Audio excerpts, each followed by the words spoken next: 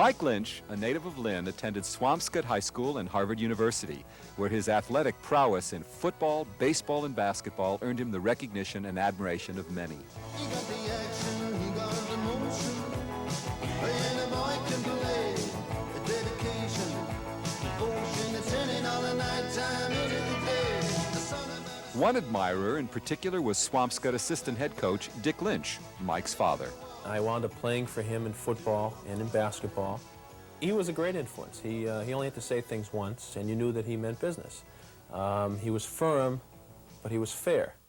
These days, Mike Lynch is still very much a team player, holding the position of principal sports anchor for WCVB-TV's News Center 5 at 6 and 11. But the competition of the airwaves is just as intense as on the playing field, with each station vying for the #1 position. I asked Mike if he feels this intensity. You definitely feel it. I think as a city, I can honestly say that we put the best sports product on, channels 4, 5, and 7 as a unit, the 3 stations. Put a better product out than any other city in the country. I've traveled around, I've watched them. A lot of the people don't even leave the station. And I think that's because of the competition. Every day we try to put the best possible show on the air, and we also try to have something that maybe Channel 4 or Channel 7 doesn't have.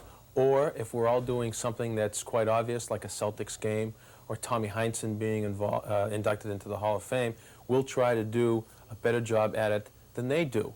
And I think the ultimate winner is the viewer, because if they're going to be flipping those dials around, you know, and God forbid they switch away from Channel 5, but they're going to have a quality job done by all 3 of us.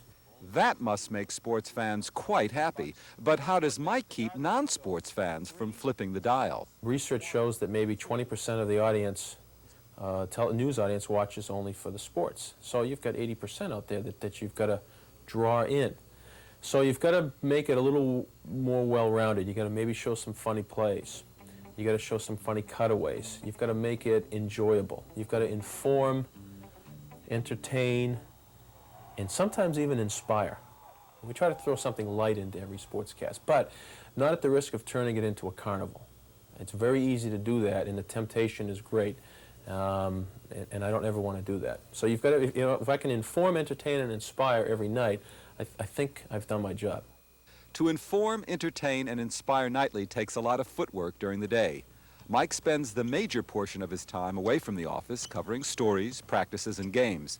Then it's into the station to prepare the reports for broadcast. Well, Mike Fernandez is the sports director. I mean, he formats the show. We pool a lot of ideas. You've got to have somebody that's a boss. Mike Fernandez is. He lines up the whole show, and then, you know, if something has to get dropped, he just tells me in my ear. But Mike Lynch is also a reporter. You have scooped some extraordinary stories. Let's just talk about Doug Flutie, for example. Fill us in on that. Remind us of that. Yeah, it was a year ago, February. He had just signed with the New Jersey Generals. It was his first day as a pro football player. The controversy was he was getting $1.5 million a year. Brian Sipe was getting $800,000. He was the other quarterback. One of them was going to have to go. We had a news star down there, which was very lucky for us. A player on the team came up to me 10 minutes before and told me that Brian Sipe had just been traded. Now, this player on the team was a guy I played high school football and basketball against. And we had talked after practice that day, and he came up and he told me. I says, "You kidding?" He says, "Yeah." He says, I said, "Are you sure?" He says, "Yeah, he's my roommate." So I went to a coach who used to coach at Tufts and coached at Yale, and who I had known. And I said, "Is it true that Brian Sipe just got traded?" And he said, "How'd you know that? Who told you that?" And I said, "Well, is it true?" He says, "Well, I can't say anything." Well, Flutie sat down on the couch, they had the earpiece in, and they said, 30 seconds. And I said, "Doug, I got some news that's going to just blow you away." He says, "What is it?" And I said, "I'll tell you in a minute." So I introduced a tape of that day. And I said, "Let's go." I said, "We have a big announcement for you." I said, "First, chronologically, let's go back and show you how Doug Flutie's first day has gone so far." And the tape was about 2 minutes. And then while the tape was running, I said, "I got to tell the kid, because, you know, he just may fall off the couch or utter a word or a phrase that, in astonishment, it might not be fair to him, you know?" So I said, "You're the #1 quarterback." He says, "Well, I'd like to be." I said, "No, Sipe just got traded." And he fell off the couch. He was rolling on the floor, and they're going in my ear, "Mike, 30 seconds, get him on the couch." I said, come on, sit up here. You know, that's up. And I said, "Okay, we've got a major announcement." We have learned that the New Jersey Generals have traded quarterback Brian Sipe to the Jacksonville Bulls. Sipe was traded after practice this afternoon. It obviously opens the door and I guess makes the pressure, or I don't know how you want to put it. Did you just find out about this? You just told me, so I'm a little bit shocked. And A lot of this stuff is luck. I'd say it's probably 75% luck. Luck does play a part of the winning formula when producing a highly rated sportscast, but Mike Lynch also adds hard work, dedication, and enthusiasm, 3 key ingredients also used in raising a family. It's tough, you know, you can just put a cot in at the television station, literally live there and do your job. You've got to be able to say, time out. I'm going to be with my children today. I want to be in at 3 o'clock. I don't care about anything else other than my children right now and my wife. I rush home from work, so maybe I can get home 10 minutes before they go to bed or before they take a nap or something. And I used to maybe go out after work and want to go have a few beers and then come home at 2 o'clock in the morning, and now that doesn't interest me anymore. Like on Saturday nights, you know, I'm a bore. She wants to go out to a restaurant and go out to a nice place, and I said, well, why don't we just take the kids to McDonald's? It's amazing. You know, sometimes I'll say, gee, I haven't played with the kids for a week. Boy, you've got to have a grip on that, or it'll slip away from you. Mary Ellen Lynch feels that her husband has a good grip on both family and career. When he comes home, he likes to stay home. On his days off, we spend the whole day together. I run out and do a couple of errands, and he babysits.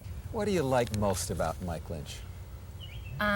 He takes criticism real well, and he's not afraid to say he's sorry.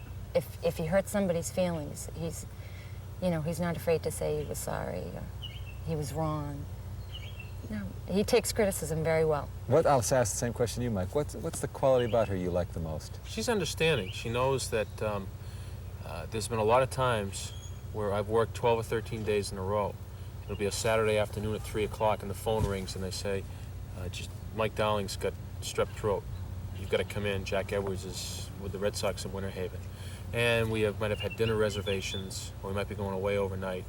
And I'd say, I can't believe it. And I'd be more upset than she is. And she just says, that's part of the job, no problem, you know. She says, look, we'll have a nice time tomorrow. We'll make it up next weekend. And I feel as if I'm being unfair or cheating my family out of time together, and she's understanding about that. And I think it's probably because she flew as a flight attendant for so many years. She knows, like, the phone rings at 4 o'clock in the morning, they say, be in here for a 6 o'clock flight. It just happens. You do what you got to do. That's all there is to it. Did you ever imagine it was going to be this? Lynch a star, you Mrs. Star? Did you ever imagine this? No. It's nice. It is nice. Is it nice or more than nice, Mary Ellen? It's real nice.